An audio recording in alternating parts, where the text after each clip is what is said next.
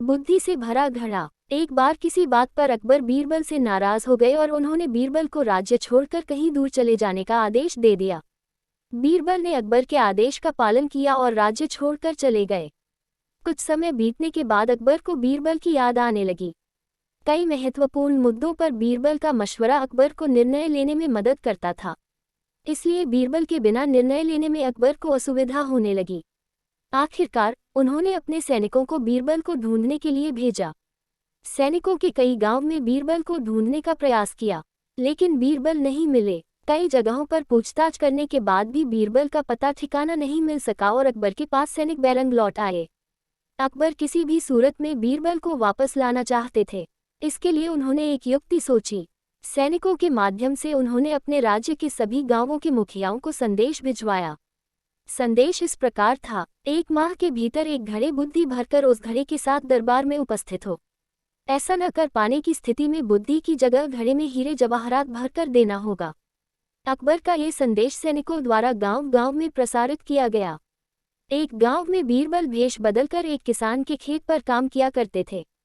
जब उस गांव ने मुखिया को अकबर का ये संदेश मिला तो वो चिंतित हो उठा।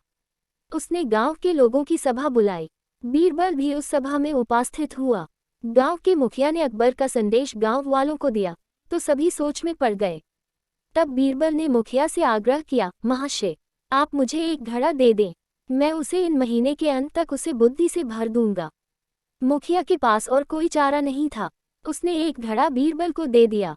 बीरबल वह घड़ा लेकर किसान के उस खेत पर चला गया जहां वह काम किया करता था। वहां उसने कद्दू उगाए थे। उनमें से ही एक छोटे से कद्दू को उठाकर उसने घड़े में डाल दिया। कद्दू अभी अपनी बेल से लगा हुआ था। बीरबल उस कद्दू को नियमित रूप से खाद पानी देने लगा और उसकी अच्छी तरह से देखभाल करने लगा, जिससे धीरे धीरे कद्दू बढ़ने लगा। कुछ दिनों बाद कद्दू का आकार इतना बड़ा हो गया कि उसे घड़े से बाहर निकाल पाना असंभव था। कुछ और दिन बीतने के बाद जब कद्दू का आकार घड़े के आकार जितना बड़ा हो गया, तब बीरबल ने उसे उसकी बेल से काटकर अलग किया। घड़े का मुंह कपड़े से ढकने के बाद वह गांव के मुखिया के पास पहुंचा और वह घड़ा उसे देते हुए बोला, ये घड़ा बादशाह अकबर को दे देना और उनसे कहना कि इसमें बुद्धि भरी हुई है। उसे बिना काटे और इस घड़े को बिना फोड़े उसे निकाल लीजिए। मुखिया बादशाह अकबर के दरबार पहुंचा और उसने अकबर को घड़ा सौंपते हुए वैसा ही कहा जैसा बीरबल ने उसे कहने के लिए बोला था। अकबर ने जब घड़े के ऊपर से कपड़ा हटाया और उसमें झांक कर देखा तो उसमें उन्हें कद्दू दिखाई दिया।